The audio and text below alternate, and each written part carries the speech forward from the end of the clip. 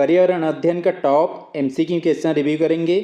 पहला प्रश्न है, प्राथमिक शाला के शिक्षक के रूप में जब आप सामाजिक बुराइयों और दुर्व्यसन अध्याय के अंतर्गत कक्षा में चर्चा आयोजित करते हैं, तब आपको पता चलता है कि कक्षा के एक छात्र के अभिभावक गंभीर नशाखोरी और घरेलू हिंसा में लिप्त है, जिससे वह छात्र जो है अत्यधिक मानसिक तनाव और असुरक्षा से ग्रसित है। इस अत्यंत संवेदनशील और व्यवहारिक परिस्थिति में संपूर्ण पाठ्यक्रम के उद्देश्यों को ध्यान में रखते हुए आपका सबसे प्रामाणिक और उपयुक्त निर्णय क्या होगा। ऑप्शन ए में दिया है छात्र को अलग बैठाना, तो ऑप्शन ए उचित विकल्प नहीं है। बी में दिया है मामले को अनदेखा करना, यह भी उचित नहीं है। सी में दिया है छात्र को सहयोग देना, अभिभावकों को जो अभिभावक है या पेरेंट्स है उसको परामर्श के लिए बुलाना और गोपनीय सहायता लेना। ये जो ऑप्शन सी ठीक है। उसके बाद डी में दिया है कक्षा में उसकी पारिवारिक स्थिति बताना, तो डी भी उचित नहीं है। तो इसमें सबसे उचित विकल्प दिख रहा है सी, तो इसका आंसर हो जाएगा ऑप्शन सी।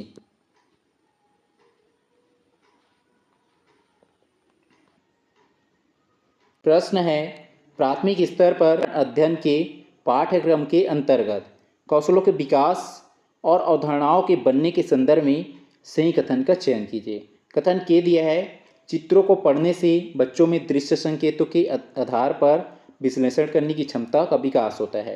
तो जो कथन के सही हो जाएगा कि यदि बच्चे चित्र के माध्यम से सीख रहे हैं या चित्र को देख के उसमें सीख रहे हैं कि जो चित्र है या डायग्राम है उसमें क्या एक्टिविटी हो रहा है या क्या प्रोसेस हो रहा है, तो चित्रों को पढ़ने से बच्चों में दृश्य संकेत देखकर उसको सीख रहे हैं के आधार पर विश्लेषण करने की क्षमता का विकास होता है। तो जो कथन के ये सही हो जाएगा। तो ऑप्शन जो है सी में की नहीं है, तो ऑप्शन सी को हटा देंगे। उसका जो है कथन एल दिया है प्राथमिक स्तर पर सामाजिक अध्ययन की अवधारणाओं को, जो कंसेप्ट है, जो सामाजिक अध्ययन की जो कंसेप्ट है वो कंसेप्ट को केवल अमूर्त सिद्धांतों के माध्यम से ही सिखाया जा सकता है। तो जो कथन है गलत हो जाएगा, क्योंकि प्राथमिक स्तर में या प्राइमरी लेवल पे बच्चे जो सीखते हैं वो मूर्त सिद्धांत के माध्यम से सीखते हैं। बच्चे खुद उस चीज़ को प्रयोग कर अपने खुद के अनुभव से जोड़कर सीखते हैं, ना कि केवल जो अमूर्त सिद्धांत है उसके माध्यम से। तो जो कथन है ये गलत हो जाएगा। तो ऑप्शन ए में है और ऑप्शन डी में है, ए और डी हटा दिए। उसका जो है कथन एम दिया है नक्शे पढ़ने से बच्चों में स्थानों की सापेक्ष स्थिति, दूरी और दिशाओं को समझने के कौशल विकास होता है, यह कौशल विकसित होता है। तो जो कथन एम सही हो जाएगा कि बच्चे को यदि नक्शे पढ़ रहे हैं, नक्शे से सीख रहे हैं, तो नक्शे में जो है डायरेक्शन दिया रहता है, जैसे नॉर्थ, साउथ, ईस्ट, वेस्ट। तो जो डायरेक्शन दिशा दिया गया है, दिशा के बारे में जानेंगे, उसकी जो सापेक्ष दूरी क्या है उसको जानेंगे और उसकी स्थिति क्या है उसको जानेंगे। तो जो कथन एम ये सही हो जाएगा। इसका जो है कथन एन दिया है समय मापने की समझ बच्चों में पृथ्वी की गति हो गया और दैनिक चक्र के जो व्यवहारिक अनुभव है उससे जोड़ती है। तो ये जो कथन है हो जाएगा कि यदि हम समय मापन सिखा रहे हैं बच्चे को, ये समय मापन की समझ से बच्चों में पृथ्वी की जो गति हो गया, उसकी जो मूवमेंट हो गया, और जो दैनिक चक्र है, दैनिक चक्र मतलब जो रोजाना जो है डेली पृथ्वी जो है 24 घंटा में अपनी एक चक्कर लगाता है, घूर्णन करती है, तो उसके बारे में व्यवहारिक अनुभव से जुड़ती है। तो जो कथन है ये सही हो जाएगा।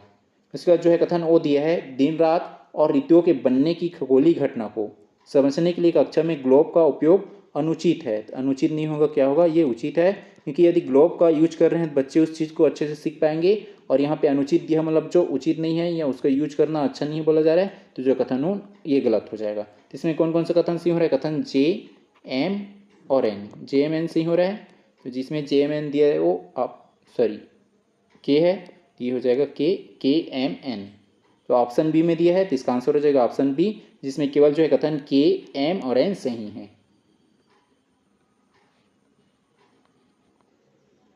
प्रश्न है पर्यावरण अध्ययन की गतिविधियों और सीखने के संसाधनों के आयोजन और संगठन के संदर्भ में सही कथनों का चयन कीजिए।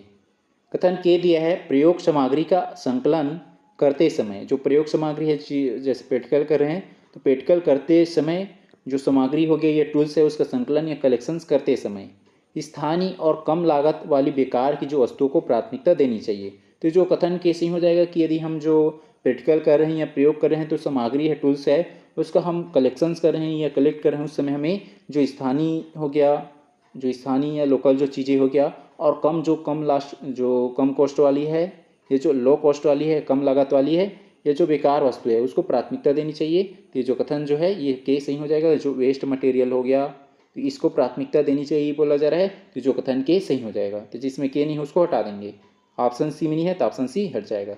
उसका जो है कथन एल दिया है, क्षेत्र भ्रमण और सर्वे से प्राप्त अनुभव बच्चों के पाठ्य पुस्तकी ज्ञान को व्यवहारिक रूप प्रदान करते हैं। तो जो कथन एल सी हो जाएगा कि यदि जो फील्ड वर्क पे काम कर रही है, जो क्षेत्र भ्रमण हो गया या सर्वे हो गया, तो इससे प्राप्त जो अनुभव है बच्चों के जो पाठ्य पुस्तकी ज्ञान है उसको, मतलब जो पाठ्य पुस्तकी ज्ञान हो गया, ये क्या करेगा, व्यवहारिक रूप से ये पाठ्य पुस्तकी ज्ञान को व्यवहारिक रूप प्रदान करते हैं। तो जो पाठ्य पुस्तकी ज्ञान है उसको व्यवहारिक मतलब प्रैक्टिकली रूप से ये क्या करेगा, शो करते हुए बोला जा रहा है, यदि क्षेत्र भ्रमण और सर्वे से प्राप्त जो अनुभव है, ये एक्सपीरियंस है, ये तो जो कथन है ये सही हो जाएगा। जिसमें एल नहीं हटा देंगे तो ए बी डी तीनों में है एल। उसका जो है कथन एम दिया है, पुस्तकालय का उपयोग जो है केवल शिक्षकों के बैठने के लिए होना चाहिए, बच्चों के सीखने के संसाधन के रूप में नहीं। तो जो कथन है गलत हो जाएगा, क्योंकि यहाँ पे जो लाइब्रेरी हो गया या पुस्तकालय है उसका उपयोग जो है केवल यूज जो है केवल टीचर के लिए होना चाहिए बोला जा रहा है, या शिक्षकों के बैठने के लिए। तो जो कथन है गलत हो जाएगा, क्योंकि ये जो पुस्तकालय है, लाइब्रेरी है, इसमें बच्चों के सीखने के संसाधन के रूप में होना चाहिए, ना कि केवल शिक्षकों के बैठने के लिए। तो जो कथन है गलत हो जाएगा। तो ऑप्शन डी में है, तो ऑप्शन डी को हटा देंगे। इसका जो है कथन एन दिया है, प्रोजेक्ट और छोटी चर्चाएं बच्चों में सामूहिक सहभागिता और सामाजिक कौशलों को बढ़ावा देती है। तो जो कथन है सही हो जाएगा कि जो प्रोजेक्ट विधि हो गया या छोटी छोटी जो चर्चाएं है या प्रयोग है, ये बच्चों में जो है सामूहिक सहभागिता और जो सामाजिक कौशल है उसको बढ़ावा देती है। तो ये कथन एन सही हो जाएगा।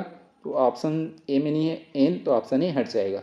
इसका जो है कथन ओ दिया है, एक अच्छे कक्षा कक्ष में केवल शिक्षक ही सक्रिय रहता है और बच्चे मौन श्रोता की भूमिका निभाते हैं। तो जो कथन वो गलत हो जाएगा, क्योंकि यहाँ पे टीचर्स और स्टूडेंट, शिक्षक और छात्र दोनों क्या होंगे, सक्रिय होंगे, एक्टिव।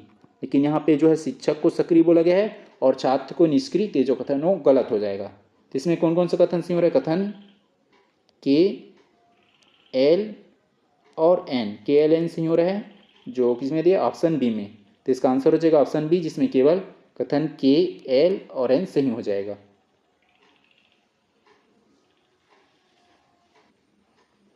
प्रश्न है, अपने शरीर की देखभाल, सामान्य रोगों के लक्षणों और बचाव के उपायों के संदर्भ में सही कथनों का चयन कीजिए। शरीर की देखभाल हो गया, सामान्य रोग हो गया और उसके जो लक्षण हो गया और उसके बचाव के उपाय के संदर्भ में सही कथन का चुनाव करना है।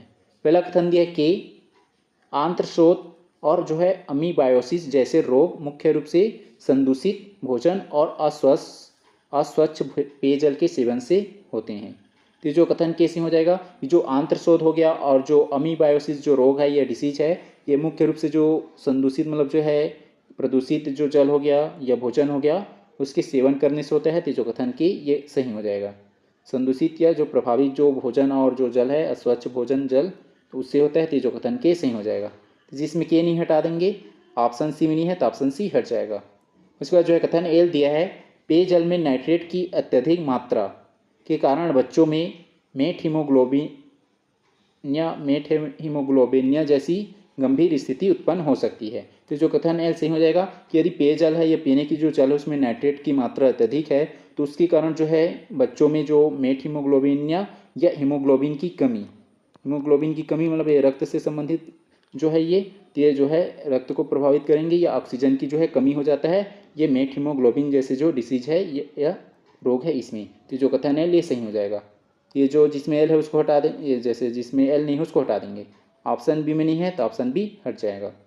उसका जो है कथन एम दिया है, फ्लोरोसिस रोग का मुख्य कारण भोजन में प्रोटीन और कार्बोहाइड्रेट्स की अचानक भारी कमी होना है। तो जो कथन एम गलत हो जाएगा, क्योंकि जो फ्लोरोसिस जो रोग है या डिसीज है, ये जल या भोजन है उसमें फ्लोराइड की मात्रा अत्यधिक होने की वजह से होता है, ना कि जो है ये भोजन में प्रोटीन और कार्बोहाइड्रेट्स की अचानक भारी कमी से। तो जो कथन है गलत हो जाएगा, क्योंकि जो फ्लोरोसिस जो रोग है या डिसीज है, ये फ्लोराइड की अत्यधिक मात्रा बढ़ने से होता है पानी या जो भोजन हो गया उसमें। तो जो कथन है ये गलत हो जाएगा। तो जिसमें एम है उसको हटा देंगे। ऑप्शन डी में है तो ऑप्शन डी हट जाएगा। उसका जो है कथन एन दिया है, मलेरिया और डेंगू संक्रामक रोग है जो विशिष्ट मच्छरों के काटने और परजीवियों के संचरण से फैलते हैं। तो जो कथन है ये भी समझ जाएगा, जो मलेरिया और जो डेंगू क्या है, संक्रामक रोग है जो विशिष्ट जैसे मच्छर के हो गया काटने और परजीवी के जो संचरण मतलब फैलने से होता है। तो जो कथन है ये सही हो जाएगा। इसका जो कथन ओ दिया है, प्लस पोलियो अभियान और नियमित टीकाकरण बच्चों में स्थायी रोग प्रतिरोधक क्षमता विकसित करने के उपाय है। तो जो कथन हो ये भी सही हो जाएगा। तो इसमें कौन कौन से कथन सही हो रहे हैं? कथन के, एल, एन और ओ, ये चारों सही हैं। तो इसका आंसर हो जाएगा ऑप्शन ए, जिसमें केवल के, एल, एन, ओ सही है।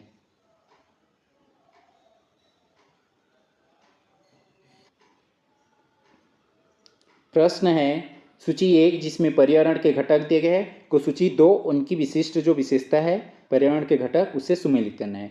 सूची 1 में है सामाजिक पर्यावरण। तो सामाजिक पर्यावरण की विशेषता क्या है? तो सामाजिक पर्यावरण जो है समाज से जुड़ा रहेगा। जैसे समाज के नियम हो गया, समाज की मूल्य हो गया, संस्थाएं और आपसी संबंध, ये क्या है सामाजिक पर्यावरण की विशेषता है। ये ए का हो जाएगा 2, ए का 2। उसके बाद बी में दिया आर्थिक पर्यावरण। आर्थिक पर्यावरण मतलब जो है आर्थिक क्षेत्र से जुड़ा रहेगा, जिसमें क्या हो गया उत्पादन हो गया, उपभोग हो गया, रोजगार के अवसर और आजीविका के साधन। तो ये क्या है आर्थिक क्षेत्र से जुड़ा हुआ है। तो वी का हो जाएगा 4, वी का 4। उसके बाद सी में दिया है प्राकृतिक पर्यावरण। प्राकृतिक पर्यावरण जो प्रकृति या नेचर से जुड़ा रहेगा, जैसे जीवमंडल के आजैविक तत्व, जलवायु, मृदा और जल, ये सब क्या है प्राकृतिक पर्यावरण के घटक है, यह उसकी विशेषता है। तो सी का हो जाएगा 1। उसके बाद डी में दिया है सांस्कृतिक पर्यावरण। सांस्कृतिक पर्यावरण संस्कृति से जुड़ा रहेगा, मानव निर्मित कला हो गया, वास्तुकला हो गया, जीवन शैली और विश्वास, ये डी का हो जाएगा 3, डी का 3। ए का 2, ए का 2 जो है ऑप्शन बी और डी में नहीं है, तो बी और डी को हटा दिए। उसके बाद जो है वी का 4, वी का 4 ऑप्शन ए सी में नहीं है, सी हट जाएगा। तो इसका आंसर हो जाएगा ऑप्शन ए, जिसमें ए का 2, वी का 4, सी का 1 और डी का 3 हो जाएगा।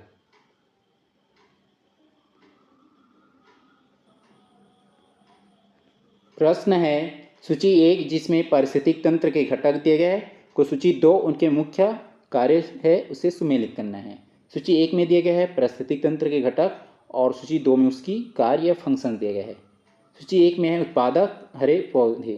तो जो उत्पादक में क्या आ जाएगा हरे पौधे, तो इसकी जो कार्य या फंक्शंस क्या होता है हरे पौधे की, इसकी जो कार्य फंक्शन होता है सौर ऊर्जा को अवशोषित कर रासायनिक ऊर्जा में बदलना।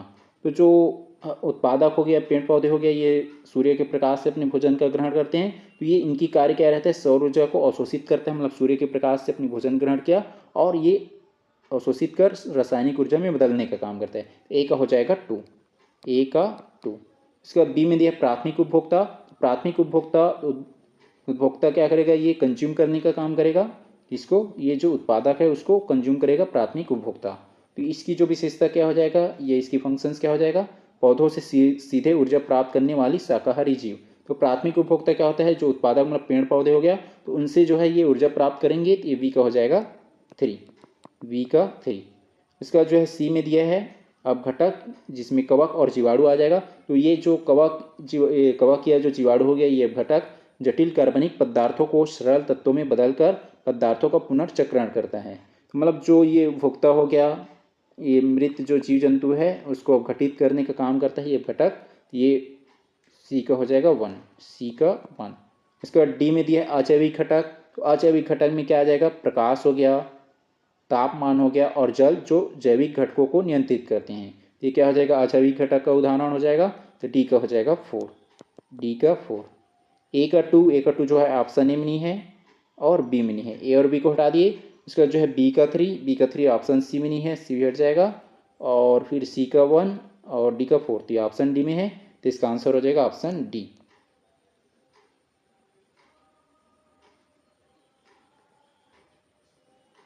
प्रश्न है सूची 1 जिसमें परिवार के जो है दुष्परिणाम दिए गए हैं वो सूची 2 से संबंधित जो सामाजिक बुराई है उसे सही सुमेलित करना है। सूची 1 में दिए गए हैं जैसे उच्च मातृ मृत्यु दर और शारीरिक विकास में रुकावट। तो इसकी जो है सामाजिक बुराई या इम्पेक्ट क्या है कि यदि जो है उच्च जो है मातृ जो मृत्यु दर हो गया और शारीरिक विकास में रुकावट हो रहा है, ये प्रभावित हो रहा है, तो इसकी जो सामाजिक बुराई क्या है, तो इसकी सामाजिक बुराई ये है कि बाल विवाह। यदि बाल विवाह को बढ़ावा दे रहे हैं तो इससे क्या होगा, उच्च जो मातृ मृत्यु दर है उसमें इंक्रीज होंगे या जो उच्च मातृ मृत्यु दर है वो बढ़ेगा और शारीरिक जो विकास है महिलाओं की जो शारीरिक विकास है उसमें रुकावट होंगे, ये प्रभावित होंगे। तो ए का हो जाएगा ये 2, ए का 2। इसके बाद बी में दिया गया घरेलू हिंसा हो गया, गंभीर आर्थिक तंगी और नैतिक पतन। ये जो है कौन से जो सामाजिक बुराई है जिसकी वजह से ये जो दुष्परिणाम होंगे, जो घरेलू हिंसा हो गया या गंभीर जो आर्थिक तंगी और नैतिक पतन है, तो ये किसकी वजह से होगा? ये होगा समाज में यदि असुरक्षा है या अविश्वास है और विधिक अपराधों में वृद्धि होने की वजह से। तो विधिक जो अपराध है उसमें यदि इंक्रीज हो रहा है, वृद्धि हो रहा है, जिसकी वजह से क्या होगा? घरेलू हिंसा, गंभीर आर्थिक तंगी और नैतिक पतन। ये वी का हो जाएगा, सॉरी ये वी का हो जाएगा ये नशाखोरी और दुर्व्यसन। ये तो ए बी सी डी ये वाला दिया है, तो इसका जो ये सूची 2 ये है नशाखोरी और दुर्व्यसन। तो जो नशाखोरी और दुर्व्यसन से क्या होंगे, इसकी जो सामाजिक बुराई है ये इम्पेक्ट क्या होगा, ये जो मतलब इसका दुष्परिणाम क्या होगा? जो नशाखोरी और दुर्व्यसन का घरेलू हिंसा, गंभीर आर्थिक तंगी और नैतिक पतन होगा यदि नशाखोरी और दुर्व्यसन का अधिक सेवन कर रहे हैं। तो ये वी का हो जाएगा 4, वी का 4। इसका सी में दिया अनिवार्य शिक्षा के अधिकार का प्रत्यक्ष हनन और बचपन का छीनना। तो जो है अनिवार्य शिक्षा का क्या कर रहे हैं? प्रत्यक्ष हनन कर रहे हैं और उसकी जो बचपना का छीना जा रहा है। तो इसका जो ये मतलब जो ये दुष्परिणाम है, परिवार का जो दुष्परिणाम, तो इसका सामाजिक बुराई किसकी वजह से होता है? ये तो इसकी ये जो होता है ये बाल श्रम की वजह से। यदि जो बच्चे हैं उसको जो है बाल श्रम करा रहे हैं, छोटे बच्चे से ही काम करवा रहे हैं और बड़े बड़े फैक्ट्री वरना और कहीं पे काम कर रहे हैं, तो इससे क्या होगा? उसकी जो पहली तो ये होगी उसकी जो अनिवार्य शिक्षा है वो प्रभावित होंगे और बचपन का छीनना। ये सी का हो जाएगा 1, सी का 1। और फिर डी में दिया समाज में असुरक्षा हो गया, अविश्वास और विधिक अपराधों में वृद्धि हो रहा है। तो जैसे चोरी, तो चोरी से क्या होगा? समाज में असुरक्षा की भावना रहेगा, अविश्वास रहेगा और विधिक अपराध में क्या होंगे? वृद्धि होते जाएंगे। ये डी का हो जाएगा 3, डी का 3। ए का 2 जो है ऑप्शन डी में नहीं है, डी हट जाएगा। उसके बाद बी का 4, बी का 4 ऑप्शन ए सी में नहीं है, सी हट जाएगा। और सी का 1 ये ऑप्शन ए में सी का 1 नहीं है, ऑप्शन ए हटा दिए। उसका डी का 3 तो ऑप्शन बी में है, तो इसका आंसर हो जाएगा ऑप्शन बी।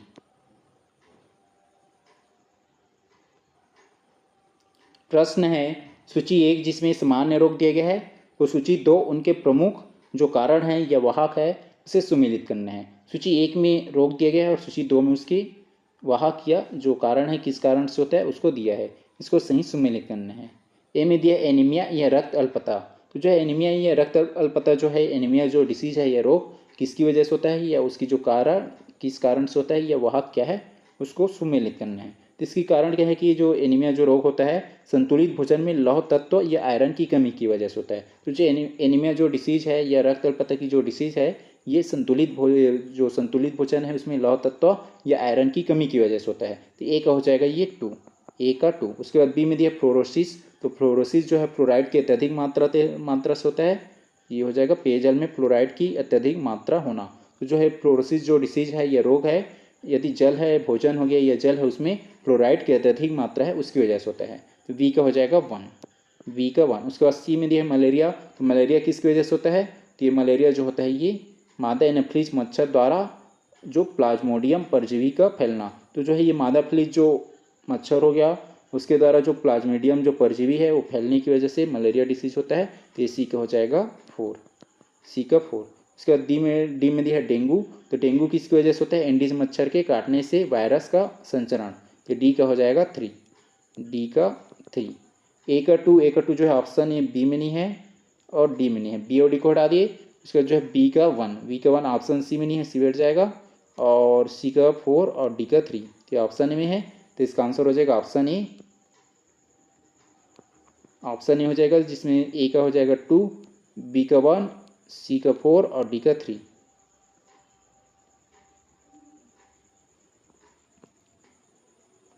प्रश्न है किसी स्थानीय जल स्रोत के प्रदूषण पर सर्वे और प्रोजेक्ट गतिविधि आयोजित करने का सही तार्किक क्रम क्या है? स्थानीय जो लोकल स्तर पे जो जल स्रोत हो गया, जल स्रोत जैसे तालाब हो गया, नदी हो गया, ये स्थानीय स्तर की जो जल स्रोत है उस स्रोत के जो प्रदूषण मतलब प्रदूषण फैल रहा है, ये तालाब में हो गया या नदी में, तो उस पर सर्वे और प्रोजेक्ट बना रहे हैं। तो उस गतिविधि को आयोजित करने का जो है सही तार्किक क्रम क्या होनी चाहिए उसको बताना है।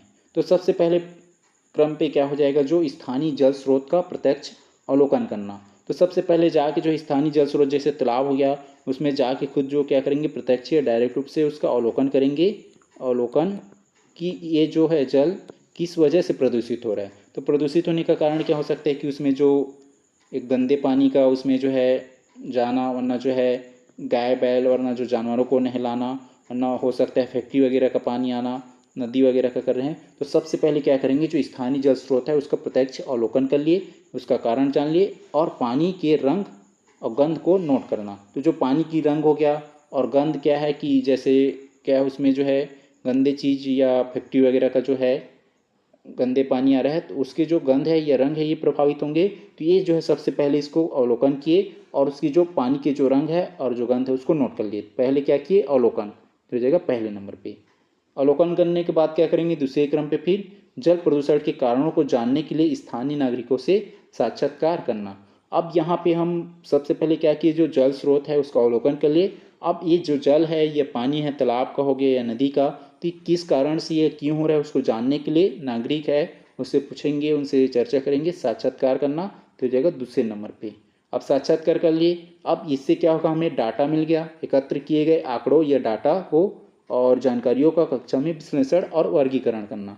अब जो यहाँ पे हमें डाटा मिल गया, कलेक्शंस के लिए यहाँ से डाटा किस वजह से या किस कारण से जो है जल प्रदूषित हो रहा है, तो यहाँ पे जो आंकड़ा कलेक्ट किए हैं उसका हम एनालिसिस करेंगे, क्लास में विश्लेषण करेंगे और क्लासीफाइड करेंगे, तो हो जाएगा तीसरे नंबर पे। और फिर अंत में क्या करेंगे, प्रदूषण दूर करने के उपायों के सुझावों के साथ एक अंतिम रिपोर्ट तैयार करना। अब जो है प्रदूषण के जो है उसको दूर करने के जो उपाय हो गया उसके सुझाव के साथ एक अंतिम रूप से रिपोर्ट बनाएंगे, तो हो जाएगा चौथे नंबर पे। शुरू में हो जाएगा पी, तो जिस ऑप्शन में पी नहीं है उसको हटा देंगे, तो ऑप्शन बी और डी में नहीं है, बी और डी को हटा दिए। शुरू में हो जाएगा पी, उसके बाद दूसरे नंबर पे क्यू, आर और एस। ये उसके बाद पी के बाद क्यू, तो ए और सी दोनों में है, और क्यू के बाद आर, क्यू के बाद आर तो ऑप्शन ए में नहीं है, तो हट जाएगा, तो इसका आंसर हो जाएगा ऑप्शन सी।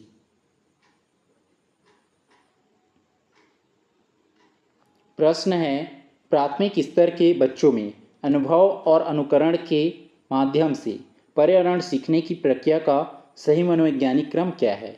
तो प्राथमिक स्तर में ये प्राइमरी लेवल पे जो बच्चे हैं उनको अनुभव और अनुकरण के माध्यम से पर्यावरण सीखने की प्रक्रिया का जो सही मनोवैज्ञानिक क्रम क्या है उसको बताना है। इसमें सबसे पहले क्रम पे आ जाएगा ये, परिवेश की किसी वस्तु या घटना को ध्यानपूर्वक देखना और उसका प्रत्यक्ष अनुभव करना। तो सबसे पहले जो बच्चे, ये प्राइमरी लेवल के जो बच्चे हैं अनुभव और अनुकरण के माध्यम से सीख रहे हैं, तो जो है परिवेश की जो किसी वस्तु, परिवेश जैसे जो वातावरण है, जिस वातावरण में वो रह रहे हैं, तो उसकी जो है उस वातावरण की जो किसी वस्तु हो गया या घटना है, उस घटना को ध्यानपूर्वक देखना और उसका प्रत्यक्ष अनुभव करना। जैसे क्या है कि कुछ भी घटना है, उस घटना का बच्चा क्या कि ध्यानपूर्वक देखे और उसका प्रत्यक्ष या डायरेक्टली रूप से उसका क्या कर रहे हैं, अनुभव या एक्सपीरियंस है उसको देख रहे हैं, तो हो जाएगा पहले नंबर पे अनुभव है उसका जानना। अब यहाँ पे बच्चे के जो अनुभव है या जो जो उसकी जो प्रत्यक्ष अनुभव है या परिवेश की जो वातावरण की जो अनुभव या घटना है उसको यहाँ पे पहले नंबर पे आ जाएगा। फिर दूसरे नंबर पे क्या आएगा, वयस्क और समाज के व्यवहार का मानसिक रूप से अनुकरण करने का प्रयास करना। यहाँ पे बच्चे जो है खुद जो है स्वयं जो है प्रत्यक्ष रूप से उस चीज़ को, घटना को, इवेंट को क्या किया, एनालाइज किया। अब बच्चा जो है क्या करेगा, आगे जो है वयस्क हो गया या समाज हो गया, उसके व्यवहार का जो मानसिक रूप से अनुकरण या जो है अनुकरण या नकल करने का प्रयास करेगा, तो हो जाएगा दूसरे नंबर पे। अब जो है आगे का इम्पैक्ट क्या पड़ेगा, उस अनुकरण को अपने व्यवहारिक कार्यों और गतिविधियों में दोहराना। अब बच्चा क्या है कि यहाँ पे जो वयस्क हो गया समाज की जो व्यवहार है उसको मानसिक रूप से अनुकरण किए, मतलब अपने मेंटली रूप से उसको क्या किए, अनुकरण या नकल किए। अब उसी नकल को क्या करेगा, या जो अनुकरण है उसको अपने व्यवहारिक, मतलब उसके अपने दैनिक जीवन में या रोजाना जीवन में या व्यवहारिक कार्य हो गया और गतिविधि है उसमें दोहराएगा, मतलब बार बार उसको यूज करेगा। और ये बार बार दोहराने से क्या हो जाएगा, सीखी गई नई आदतों को अपनी स्थायी व्यवहार और सोच का हिस्सा बनाना। अब ये क्या करेगा, बच्चा यहाँ पे बार बार दोहरा रहा है तो वही फिर क्या बन जाएगा, आदत, और आदत बन जाएगा तो ये क्या हो जाएगा, स्थायी व्यवहार और सोच का हिस्सा बन जाएगा, तो हो जाएगा चौथे नंबर पे। शुरू में हो जाएगा पी, इसके बाद क्यू, आर और एस। शुरू में पी, तो ऑप्शन जो है ये बी और डी में नहीं है, बी और डी को हटा दिए। पी के बाद क्यू, पी के बाद क्यू, सी में नहीं है, सी भी हट जाएगा, और क्यू के बाद आर, उसके बाद एस, तो ऑप्शन ए में है, तो इसका आंसर हो जाएगा ऑप्शन ए।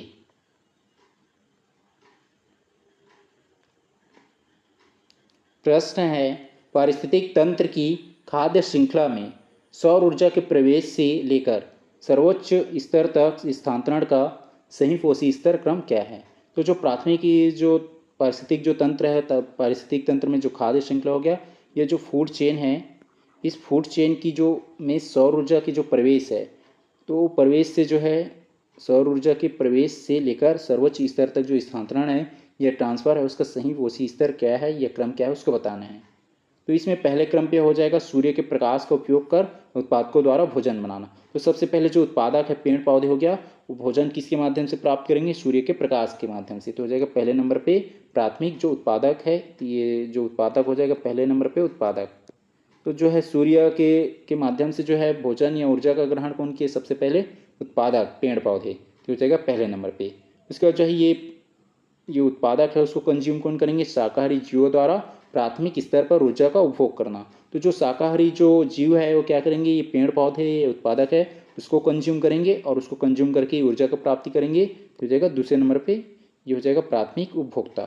इसका जो है ये प्राथमिक उपभोक्ता को जो ये शाकाहारी जो जीव जंतु है इसको कौन कंज्यूम करेंगे? प्राथमिक मांसाहारी जीवों द्वारा शाकाहारी जीवों का शिकार करना। तो इसकी जो है ऊर्जा किस में चला जाएगा? प्राथमिक मांसाहारी में या जो द्वितीयक उपभोक्ता में, तो हो जाएगा दूसरे नंबर पे। अब ये द्वितीयक उपभोक्ता को कंज्यूम कौन करेंगे? आगे तृतीयक उपभोक्ता। तो शीर्ष मांसाहारी जीवों तक न्यूनतम बची हुई ऊर्जा का पहुंचना। अब ये जो है शीर्ष मांसाहारी या जो तृतीयक जो उपभोक्ता है ये द्वितीयक उपभोक्ता को क्या करेंगे? कंज्यूम करेंगे। तो इसकी ऊर्जा किस में पहुंचेगा? ये तृतीयक जो या मांसाहारी शीर्ष मांसाहारी जीव है उसमें, तो हो जाएगा चौथे नंबर पे, हो जाएगा तीसरे नंबर पे चौथे। और फिर अंत में जो जीव जंतु हैं जितने जीव जंतु हो गया हो जाएंगे मृत हो जाएंगे। तो मृत होने के बाद इसको घटित करने का काम कौन करेंगे? मृत जीवों के अवशेषों को अपघटकों द्वारा मिट्टी में मिलाना। तो जो अपघटक क्या हो गया? जैसे जीवाणु हो गया और कवक हो गया, ये क्या करेंगे? अपघटित करेंगे और अपघटित करके जो है मिट्टी में मिला देंगे। तो ये हो जाएगा पाँचवें नंबर पे लास्ट में। तो शुरू में हो जाएगा पी, तो जिस ऑप्शन में पी नहीं है उसको हटा देंगे। डी में नहीं है, डी हट जाएगा। पी के बाद क्यों, पी के बाद क्यों, तो ये ऑप्शन सी में नहीं है, सी हट जाएगा। और क्यों के बाद आर, क्यों के बाद आर, तो ए और बी दोनों में है। और आर के बाद फिर क्या है? एस, तो आर के बाद एस ऑप्शन ए में नहीं है, तो हट जाएगा। और एस के बाद टी, तो ऑप्शन बी में है। तो इसका आंसर हो जाएगा ऑप्शन बी, जिसमें शुरू में हो जाएगा P Q R S T.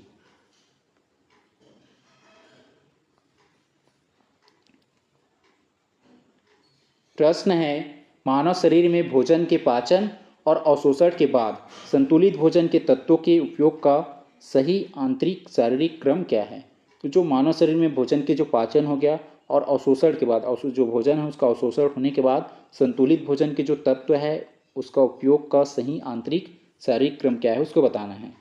इसमें जो है सबसे पहले क्रम पे आ जाएगा ये मुंह के दांतों द्वारा भोजन को चबाना और लार का मिलना। तो जो है ये भोजन का पाचन जो होता है ये मुंह से स्टार्ट हो जाता है, मतलब जो मुंह है वहीं से स्टार्ट हो जाता है भोजन का पाचन का जो शुरुआत जो है ये हो जाएगा पहले क्रम पे मुंह में जो है दांतों द्वारा, जो दांत है उसके द्वारा भोजन को चबाना और लार का मिलना। तो प्रारंभिक स्तर में मुंह से ही स्टार्ट हो जाता है पाचन की प्रक्रिया, तो हो जाएगा पहले नंबर पे।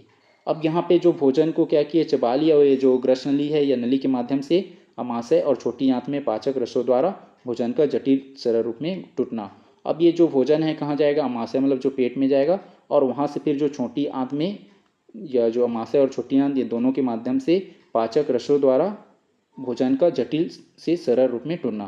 तो ये जो है भोजन जो है जटिल से सरल रूप में टूटने का काम कहाँ पे होता है? अमाशय और छोटी आंत में पाचक रसों के द्वारा के माध्यम से, मतलब जो रासायनिक प्रोसेस के माध्यम से। तो हो जाएगा दूसरे नंबर पे। अब फिर तीसरे नंबर पे क्या हो जाएगा? छोटी आंत की दीवारों द्वारा। अब जो ये छोटी आंत की जो दीवार है दीवार के माध्यम से बचे हुए जो पोषक तत्वों का अवशोषण होना। अब जो दीवार है उस दीवार के माध्यम से जो पोषक तत्व है उसको अवशोषित करने का काम कौन करेगा? ये छोटी आंत की दीवार, छोटी आंत है उसकी दीवार। तो हो जाएगा तीसरे नंबर पे, उसको अवशोषित कर लिए। अब अवशोषित करने के बाद क्या करेगा? रक्त परिसंचरण तंत्र द्वारा। अभी जो अवशोषित जो भोजन है या जो तत्व है, मतलब जो भोजन का जो तत्व है वो रक्त परिसंचरण मतलब रक्त के माध्यम से इन पोषक तत्वों को शरीर की कोशिकाओं तक पहुंचना। अभी जो रक्त परिसंचरण है, रक्त के माध्यम से जो पोषक तत्व है ये पूरे बॉडी है, शरीर है, उसमें पहुंचाने का काम करेगा। तो हो जाएगा चौथे नंबर पे। फिर अंत में क्या होगा? कोशिकाओं द्वारा, जो ये कोशिका है ये कोशिका क्या करेगा? कोशिकाओं द्वारा ऊर्जा उत्पादन और शरीर की वृद्धि के लिए तत्वों का उपयोग करना। अब ये कोशिका क्या करेगा? यहाँ पे जो रक्त के माध्यम से पोषक तत्वों को पहुँचाए हैं ये पूरे बॉडी में ऊर्जा का उत्पादन करेगा और शरीर की वृद्धि के लिए ये काम करेगा। तो हो जाएगा पाँचवें नंबर पे अंतिम में। तो शुरू में हो जाएगा इसमें पी, जिस ऑप्शन में पी नहीं उसको हटा देंगे। बी और डी में नहीं है, बी और डी को हटा दिए। पी के बाद क्यों, पी के बाद क्यों, ए और सी दोनों में है। शुरू में हो जाएगा पी, उसके बाद क्यों, क्यों के बाद आर, आर के बाद एस और टी। शुरू में पी, तो पी ए और सी दोनों में है, पी के बाद क्यों, ए और सी दोनों में है, क्यों के बाद आर दोनों में है, और आर के बाद एस, आर के बाद एस ऑप्शन ए में नहीं है तो हट जाएगा, और इसके बाद टी टी ऑप्शन सी में है, तो इसका आंसर हो जाएगा ऑप्शन सी।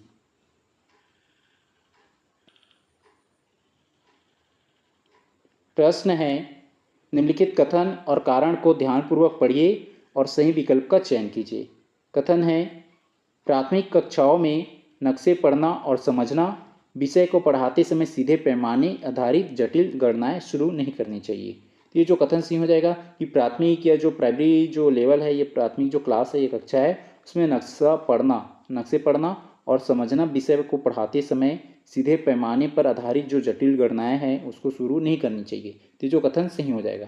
कारण में दिया है 5 से 7 वर्ष के बच्चों का दृष्टिकोण मूर्त होता है और वे बिना दिशाओं या संकेतों की प्रारंभिक समझ के सापेक्ष दूरी की अमूर्त गणना नहीं कर सकते। तो ये कारण भी सही हो जाएगा, और ये कारण एक्सप्लेन भी कर रहा है कि जो पैमाने का जो या पैमाने सीधे पैमाने आधारित जटिल गणनाएं क्यों नहीं करनी चाहिए, तो उसको एक्सप्लेन भी कर रहे हैं कारण। तो इसका आंसर हो जाएगा ऑप्शन ए, जिसमें असर्शंस और रीजन दोनों सही है, और रीजन असर्शन की सही व्याख्या करता है।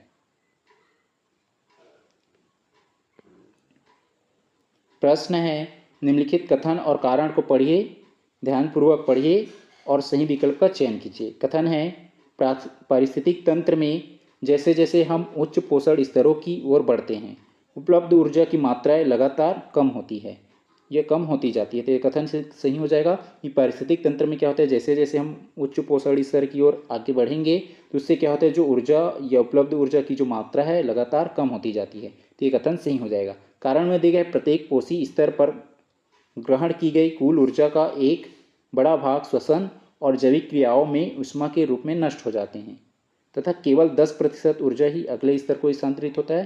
तो जो कथन ये कारण भी सही हो जाएगा और कथन भी सही है, और ये कारण कथन की व्याख्या भी कर रहा है।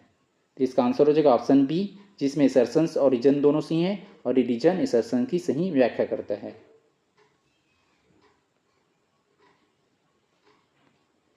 प्रश्न है पर्यावरण के सांस्कृतिक घटक के अंतर्गत समाज की रूढ़ियों और विश्वासों में बदलाव लाने का सबसे सशक्त माध्यम कौन सा है। यहाँ पे बताने की जो पर्यावरण के जो सांस्कृतिक घटक हो गया उसके अंतर्गत समाज की जो रूढ़ी, जैसे समाज में जो रूढ़िवादी परंपरा हो गया, ये जो अंधविश्वास है, उसमें बदलाव लाने का सबसे सशक्त माध्यम क्या होनी चाहिए। इसमें सबसे सशक्त माध्यम क्या होनी चाहिए, तार्किक शिक्षा और जो मनोवैज्ञानिक दृष्टिकोण है इसको बढ़ावा देनी चाहिए। तो इसका आंसर हो जाएगा ऑप्शन बी। प्रश्न है 6 से 8 वर्ष के बच्चों में समय मापना अवधारणा के विकास के दौरान कौन सी मानसिक क्षमता परिपक्व होती है। यह बताना कि जो 8 से 14 वर्ष के जो बच्चे हैं, उस बच्चों में जो है समय मापन की जो अवधारणा है, ये कंसेप्ट है, उसको विकास के दौरान कौन सी जो मानसिक क्षमता परिपक्व होती है, समय मापन। इसका आंसर हो जाएगा ऑप्शन सी, भूत हो गया, वर्तमान हो गया और भविष्य के कालखंडों का तार्किक वर्गीकरण। तो जो भूत मतलब जो बीता हो गया, वर्तमान मतलब जो चल रहे हैं, और भविष्य मतलब आने वाले। ये जो कालखंड है इसका तार्किक वर्गीकरण के बारे में परिपक्व होते हैं। तो इसका आंसर हो जाएगा ऑप्शन सी। प्रश्न है प्राथमिक स्तर पर पर्यावरण अध्ययन की पाठ्यपुस्तकों में कहानियों और कविताओं को शामिल करने का मुख्य वैचारिक कारण क्या है। यहाँ पे बताने की जो प्राइमरी लेवल पे जो पर्यावरण अध्ययन की जो पाठ्य पुस्तक है उनमें कहानी हो गया और कविताओं को शामिल करने का मुख्य वैचारिक कारण क्या है उसको बताना है। तो इसका आंसर हो जाएगा ऑप्शन सी, अमूर्त और जो शुष्क विषय है उन विषयों को बच्चों के अनुभवों से जोड़कर रोचक बनाना। तो जो अमूर्त हो गया या जो शुष्क विषय है उसको बच्चों के अनुभव या एक्सपीरियंस है उनसे जोड़कर रोचक बनाना, इसीलिए जो कहानी और कविता के माध्यम से उसको वैचारिक कारण यही है इसका। तो इसका आंसर हो जाएगा ऑप्शन सी। प्रश्न है पर्यावरण कक्षा में पुस्तकालय को सीखने का एक सक्रिय संसाधन बनाने के लिए अनिवार्य शर्त क्या है। पुस्तकालय, ये जो लाइब्रेरी है पर्यावरण कक्षा में, यह पुस्तकालय है, उसके सीखने का एक सक्रिय संसाधन बनाने के लिए अनिवार्य शर्त क्या होनी चाहिए। तो इसकी अनिवार्य शर्त हो जाएगा बच्चों को अपनी पसंद की किताबें खोजने और पढ़ने की स्वतंत्रता देना। तो पर्यावरण से संबंधित जो लाइब्रेरी है पुस्तकालय, उसमें बहुत सारे पुस्तक रहेगा, तो उससे क्या होगा, बच्चों को अपनी पसंद की जो है किताबें खोजने और पढ़ने की स्वतंत्रता मिलेगी। तो इसका आंसर हो जाएगा ऑप्शन बी। प्रश्न है सामाजिक बुराई बाल श्रम के उन्मूलन के लिए भारतीय संविधान का कौन सा मौलिक अधिकार प्रत्यक्ष रूप से संबंधित है। तो इसका आंसर हो जाएगा ऑप्शन सी, शोषण के विरुद्ध अधिकार। तो जो है शोषण के विरुद्ध अधिकार जो है ये मौलिक अधिकार है, फंडामेंटल राइट्स है। और ये कौन से अनुच्छेद में है? ये अनुच्छेद 23 और 24 में इसका प्रावधान है। तो इसका आंसर हो जाएगा ऑप्शन सी, शोषण के विरुद्ध अधिकार।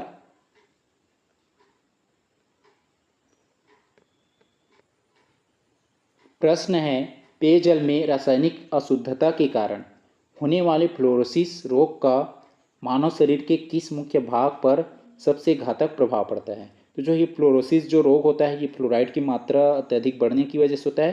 तो इस रोग का इम्पेक्ट क्या होता है, प्रभाव क्या होता है? तो इसका आंसर हो जाएगा ऑप्शन बी, हड्डियों और दांतों पर प्रभावित होता है। यह हड्डियों और दांतों को प्रभावित करता है। तो इसका आंसर हो जाएगा ऑप्शन बी।